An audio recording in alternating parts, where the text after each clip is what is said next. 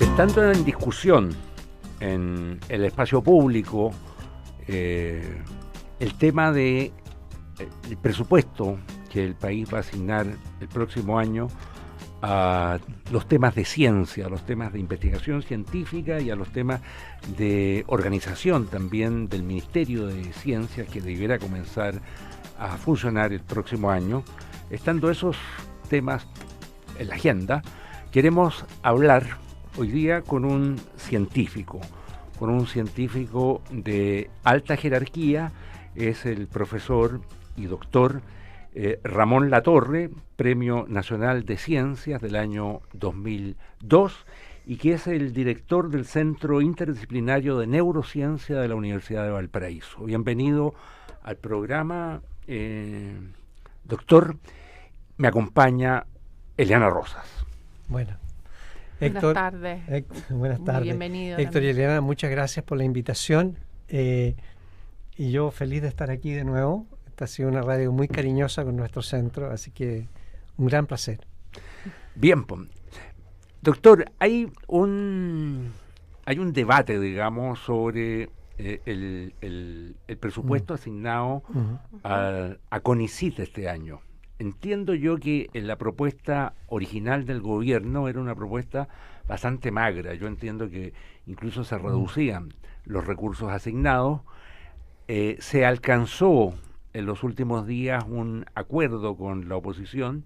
Entiendo que las partidas del Ministerio de Educación se lograron incrementar en alguna proporción que no lo tengo claro, y dentro de esos recursos asignados a educación van recursos también para CONICYT. ¿Sabe usted algo de esto y qué magnitud estamos hablando? Bueno, yo creo que hubo primero un recorte. Claro. Y me parece, según lo que me informaron, es que se repuso la cantidad original. Ya. Ese recorte del 4,6% que había según originalmente. Lo que tengo entendido, se repuso. Se repuso.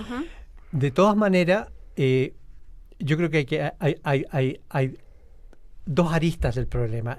La primera es, digamos, que este país tiene uno de los presupuestos en ciencia y tecnología más bajos de la OECD. Eso es bastante claro. Y más bajo que el promedio también. Y yo creo que, claro. O sea, pero mucho más bajo. Mucho más bajo, que mucho menos más bajo. De un 1, ¿no? O sea, estamos hablando 0,4, ¿no? de que, o sea, que va desde 4% a 2%, y estamos teniendo en estos momentos menos del 0,4. Claro.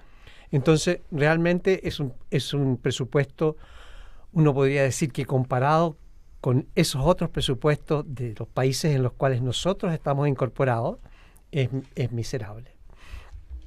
Pero yo creo que el otro punto es, desde el punto de vista de los científicos, es por qué nos van a dar más plata.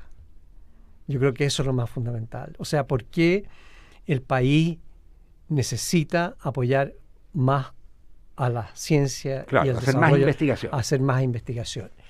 Y yo creo que, pensándolo después de haber hecho 50 años ciencia en este país, yo creo que hay una razón que tiene que ver, digamos, con el desarrollo del conocimiento, pero más con el desarrollo del conocimiento es con la educación misma de todo el país. Es un país, digamos, que tenemos un problema muy serio porque nuestros estudiantes que llegan a la universidad, algunos no entienden los textos que se leen. Sí, claro. Entonces, el problema educativo es un problema extremadamente serio.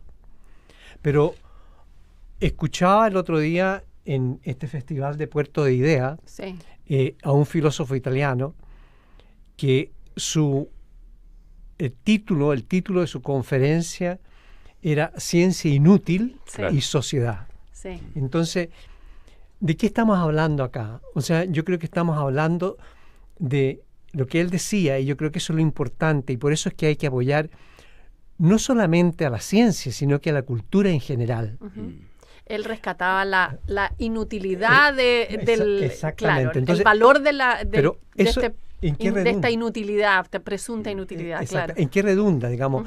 En que finalmente, como decía él, digamos, aprender la curiosidad, la sensibilidad, saber de poesía, saber de música, En el fondo, probablemente vamos a tener los mismos crímenes y cosas, pero probablemente vamos a tener mucho mejores ciudadanos.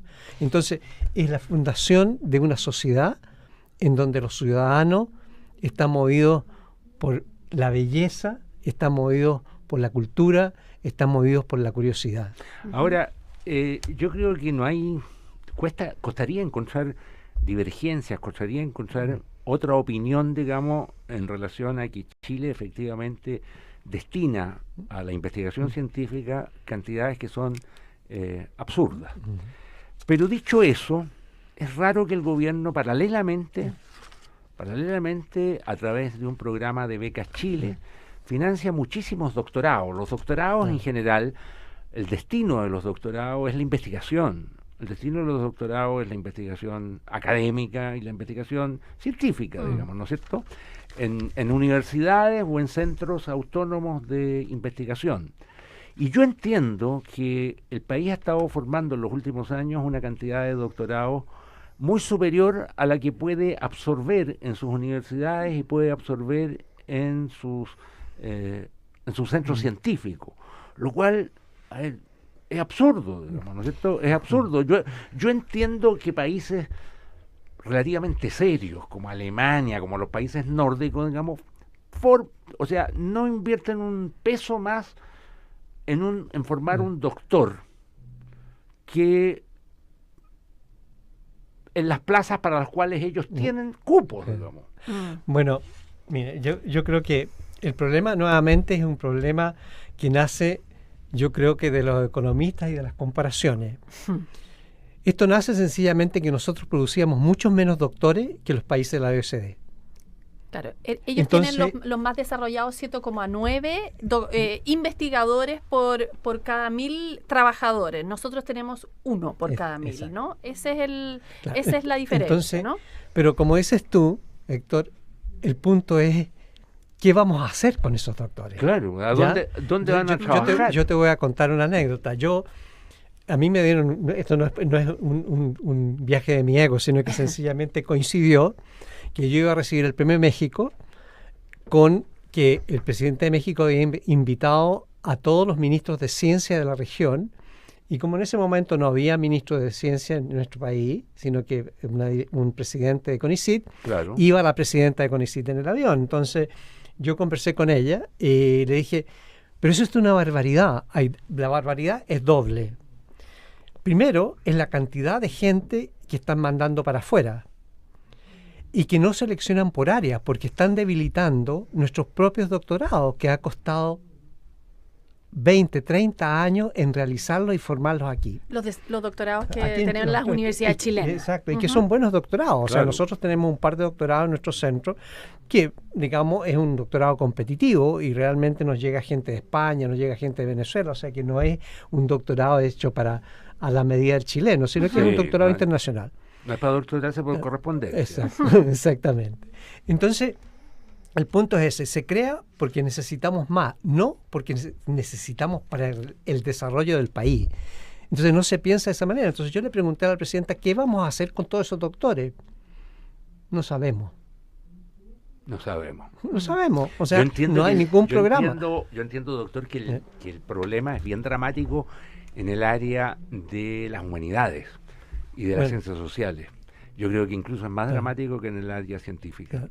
Pero podríamos incorporar a toda esa gente, si tú te fijas, lo podríamos incorporar en los colegios, los podemos incorporar en la educación general. Tienes un doctor, ¿no es verdad? Entonces, ¿cómo crear la posibilidad dentro del país, toda esa riqueza, traerla de vuelta y realmente, ¿no verdad?, aprovecharla en educación? Hay tantas maneras posibles, fuera de la academia, digamos, claro, o en la industria, digamos, pero también es otro problema. O sea, ¿cuánto pone la industria chilena o las empresas chilenas en ciencia en Chile? Entonces ese es otro problema. Ese es otro tema, que no es solo el Estado el que tiene la responsabilidad, sino también las empresas. Pero yo creo que tenemos un material, una riqueza, que sería de loco no tratar de incorporarla y de recuperarla de alguna manera, porque muchos de ellos se quieren volver. Sí. O no tienen ninguna otra posibilidad. Pero por otro lado, doctor, hace unos días el premio Nobel de Economía, Paul Romer, que hizo en su minuto cuando estaba en el Banco Mundial. En el Banco Mundial, perdón, sí, unos comentarios que fueron muy polémicos a propósito de Chile. Él en una entrevista hace poco decía que si hay algo que tendría que hacer Chile para efectos de su propio desarrollo es invertir en innovación. Y él entendía eso directamente relacionado con la capacitación de personas en el área, sobre todo de la ingeniería y de la ciencia, y hablaba de los niños más pequeños, en etapas iniciales. Entonces, ahí es justamente la mirada de un economista que dice, mire, hay que echarle leña a este fuego, y que sin embargo pareciera que hay algo de eso que nosotros no estamos viendo. Bueno, eso, las palabras de ese economista es música para mis oídos. Correcto. Por un lado, pero por otro lado, uno tendría que decirle a nuestros economistas por qué no lo escuchan. Porque aquí hay un discurso esquizofrénico. Porque por un lado, justamente en Puerto de Idea, en la presentación de este filósofo italiano, estaba la ministra de Cultura, que dijo que un país sin conocimiento es un país cojo, ¿cierto? Estoy traduciendo las palabras de la ministra. Es decir, el gobierno tiene un discurso, o sea, tiene una teoría, pero que no se aplica. Y que sencillamente es como decías tú, digamos, la falta, porque la humanidad y la economía es otra parte importantísima de la educación de nuestros niños. Entonces, ¿qué es lo que estamos haciendo en estos momentos? Estamos creando, como decía el filósofo italiano, gente para incorporarla a la actividad laboral en vez de crear ciudadanos. O sea, ¿qué es lo que pasa? Que tú tienes un colegio que fundamentalmente lo que hacen es educarte para pasar la PSU, no para aprender. Sí. Entonces, pero desde chicos, desde el SIMS, o sea, los niños de 3, 4 años ya están tomando examen. Yo me temo, doctor, que un doctorado que se prepara en el extranjero o en Chile, digamos, y termina trabajando en un colegio, yo creo que eso es, en el mediano plazo se va a traducir en decepción. En decepción mutua. No es la expectativa claro, del no es doctor, la expectativa que tiene un doctorando. No es la expectativa que tiene un doctorando, pero yo creo que, a ver, déjeme tratar de aclarar el punto. En realidad, un título de doctor, porque he recibido mucha gente de doctor, o sea, es un título inicial en la carrera. Entonces, es decir, uno puede diversificarse de muchas maneras y, de hecho, en Estados Unidos, muchos de los college o de los colegios están teniendo doctores que enseñan. O sea, ¿por qué faltas expectativas, digamos? ¿Es porque no se va a hacer investigación? Básicamente por eso. Por eso, ¿cierto? Sí. Pero, es decir, pero en las humanidades un escritor puede seguir escribiendo. Claro. O sea, en las humanidades el desarrollo intelectual es mucho más fácil que en el mío, en que yo necesito un laboratorio, necesito tener, no sé, $100,000 por año, una cosa así, para poder hacerlo producir. Pero, digamos, pero si la gente quiere volverse, el otro problema es que esa persona, ¿en qué país puede actuar como doctor? O sea, si no tiene un postdoctorado. O sea, en los países desarrollados no tiene ni una posibilidad de trabajo. Ni una posibilidad. En investigación. Entonces, es el deber nuestro de tratarlos de recuperar de alguna manera. Yo creo que de esa gran masa de gente con doctorado, habrá gente que realmente los recupere en la academia, gente que se puede ir a la industria, pero gente también que se puede ir a la ensensanza. De acuerdo. ¿Usted no cree que haya una inflación en esos programas de doctorado? No, está inflado. No tengo ninguna duda que fue un programa que partió con una inflación enorme. Pero lo que estoy tratando de decir es que ya que tenemos esa riqueza humana, hay que tratar de recuperarla. Sobre todo si tenemos, y hay que abrirles un destino. Hay que abrirles un destino. Si tenemos una educación en una situación tan desmedrada, además, exacto, claro. Ahora, por lo menos en el momento... el problema, doctor, es que se siguen formando y siguen saliendo más y más todos los años. Exacto, pero es muy claro que lo que tienen que tener en cuenta esos estudiantes es que el mercado es totalmente restringido y no va a crecer mucho más, a no ser que haya una inyección, ¿no es verdad?, dentro de ciencia y tecnología que aumente el presupuesto por lo menos al 1.5%. Doctor, y en ese punto, si uno piensa justamente en el tema propiamente del desarrollo de la ciencia y en investigación, ¿por qué han sido tan impermeables las distintas administraciones, a la argumentación de los científicos? Porque pareciera que esto a rato se ve como un problema de los científicos, de darle unos recursos a los científicos, y se omite la cuestión del país, cómo está involucrado el desarrollo del país en eso. ¿No será que la investigación científica siempre presenta el problema del tiempo y que es incierta de algún modo, y eso tal vez dificulta a un gobierno que tiene 4 años para obtener unos ciertos resultados, dificulta que se le asigne fondo a una actividad que a lo mejor es incierta y que se va a desarrollar en el tiempo? ¿Y no será también que está de por medio el tema de la autonomía de los científicos, porque el gobierno no puede resolver en qué se debe investigar, ¿no es verdad? Es cierto que se puede intencionar, pero no puede resolver acerca de eso. Entonces, ¿no será que esas dos características de la investigación científica de alguna manera retardan o dificultan el otorgamiento de los recursos? Esa es la pregunta, una pregunta extremadamente importante la que me haces, porque si tú piensas en los países desarrollados, lo primero que uno ve, digamos, es que cuando vas de la ciencia de base a la aplicación, ¿no es verdad? Hay una terra incognita. No se sabe cómo se comunican estos dos vasos. No hay una comunicación clara que diga, si yo hago esto, va a terminar en una aplicación. No hay una causalidad. Entonces, mira, hoy día en la mañana, en una de las presentaciones, bien impresionante, de Andrés Kub, que ustedes deben conocerlo, sí, matemático, claro, mostraba para una droga.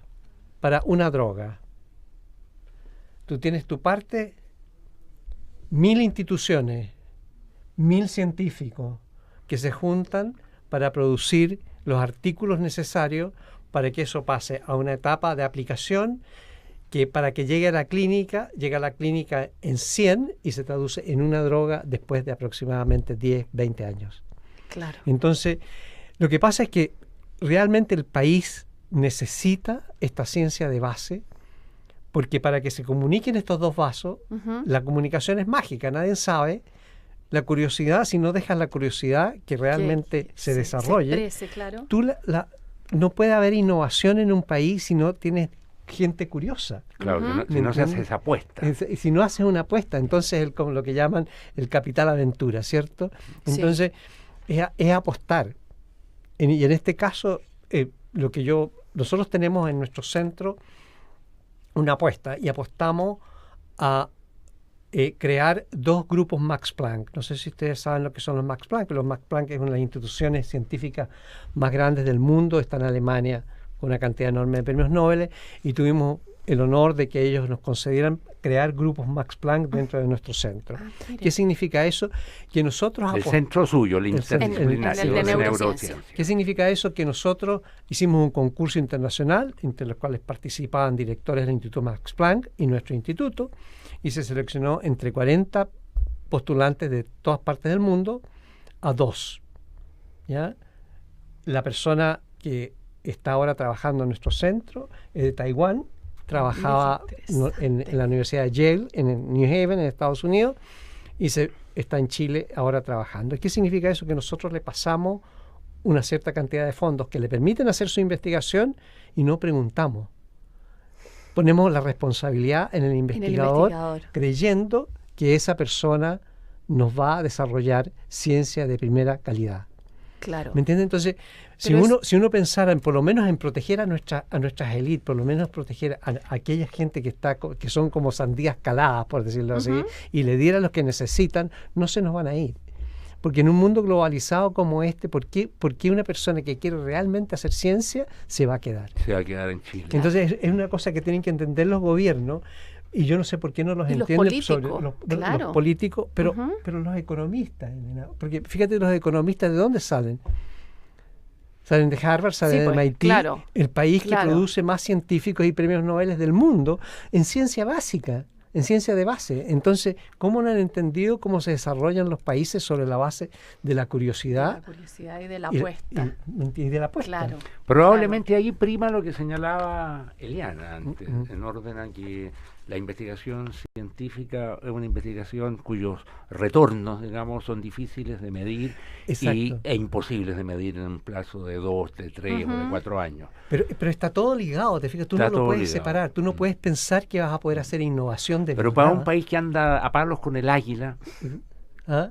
Para un país que anda a palos con el águila, probablemente, claro, le cuesta... Siempre se posterga. Claro, siempre aparece una... Pero ¿por qué postergas, digamos, las cosas que van a incidir finalmente en la educación?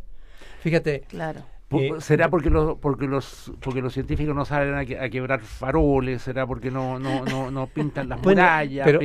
¿Será por eso? Sí. Supongo, digamos, porque a ver, yo estoy seguro que estamos en un país donde el que no llora no mama, digamos. Entonces me da esa impresión. Lo encuentro lamentable, doctor, sí. pero creo que a eso responde, digamos. Pero yo creo que ahí hay un deber de los científicos y de realmente comunicarle a la gente lo que está haciendo en las palabras más cariñosas posibles.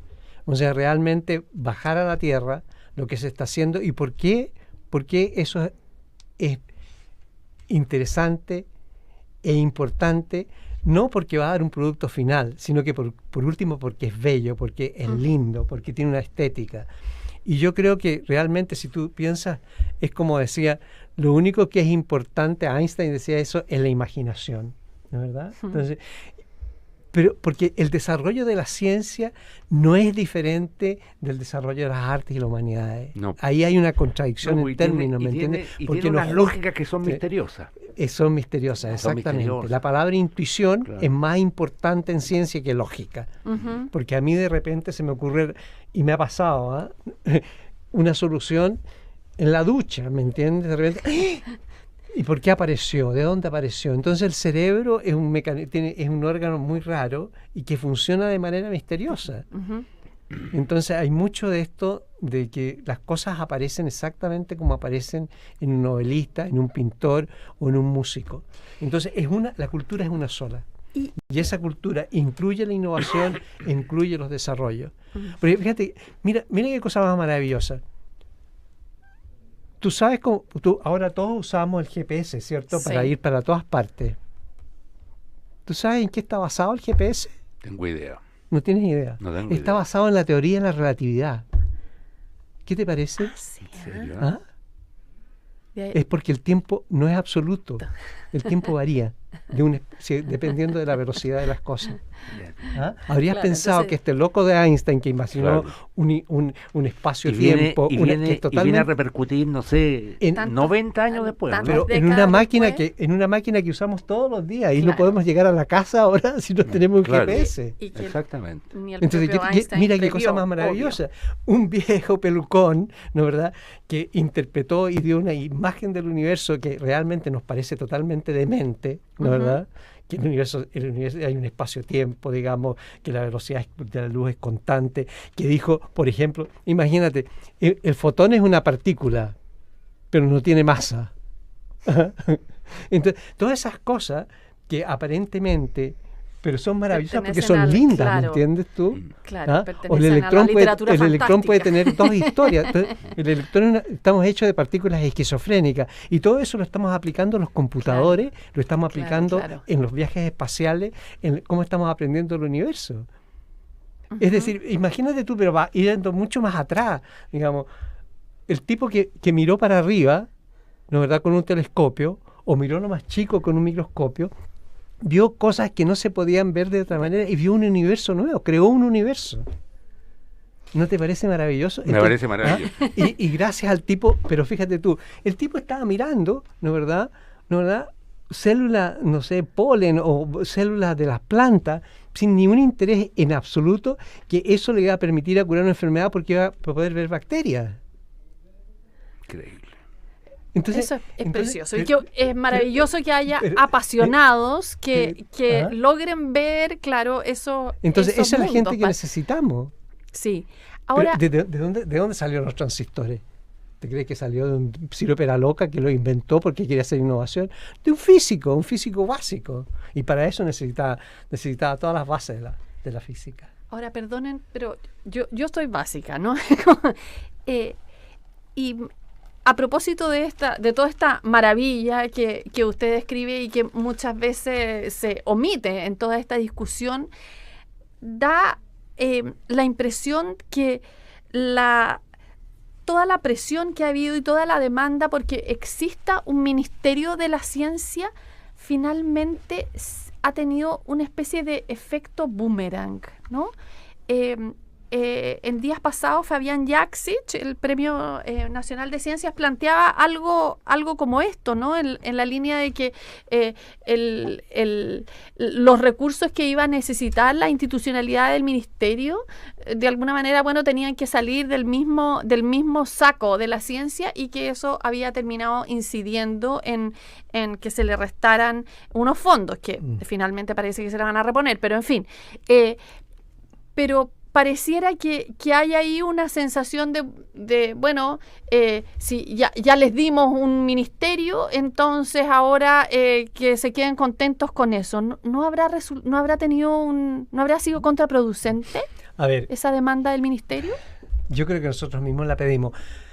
Mira, la ciencia necesita una institucionalidad, eso no hay ninguna duda, ¿ya? En Estados Unidos no hay ministerio de ciencia. Pero hay una mayor conciencia de la importancia de la investigación científica. Pero fíjate tú, hay, de acuerdo a la revista Nature y que acabo de leer, hay 11 personas que tienen tienen una educación científica que entraron a la Cámara de Diputados, a los representantes. 11. Ya. Entonces, hay una cultura, ¿no, verdad? Hay una cultura que se mantiene y ellos saben que probablemente es mucho más difícil ser un científico en Estados Unidos porque la cosa es tremendamente competitiva ahora, pero saben que los tienen que cuidar y saben que son la base del desarrollo del país. Eso está súper claro. Es decir, si tú eres un buen científico en Estados Unidos, yo trabajé mucho tiempo en Estados Unidos, como 20 años, tú sabes que si tú lo estás haciendo bien, no importa si tú andas medio en pelota o lo que sea, o ni por quién vota. Eres medio loco, ¿me entiendes? Entonces, esa es la verdad, hay protección. Entonces, yo creo que dentro del desarrollo mismo de los países, yo creo que es necesaria esa protección.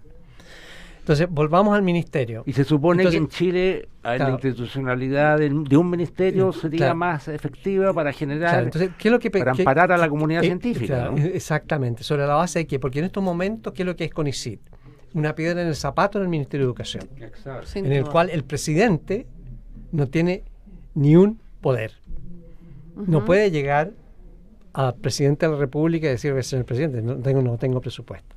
Eso es lo que pensamos, digamos, yo me incluyo, digamos que necesitamos esa institucionalidad. Ahora, como un tú, ministro como tú bien que dices, se la juegue por la ciencia. Exactamente. Exacto. Y ojalá sea un político, diría yo, un político que tenga harta muñeca para...